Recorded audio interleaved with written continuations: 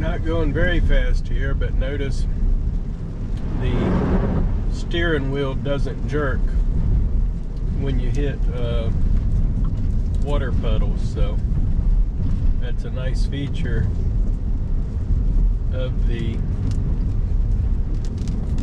steer-by-wire. The motors that control the steer-by-wire are strong enough to hold it in position even when you have a fairly substantial jerk to it. So